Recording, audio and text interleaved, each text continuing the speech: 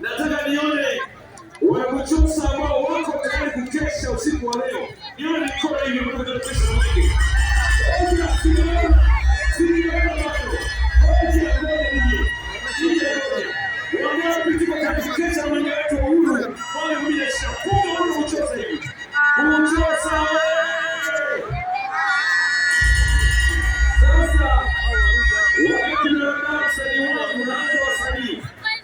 Ikiwa ni kubwa dakika mbili ya kushtua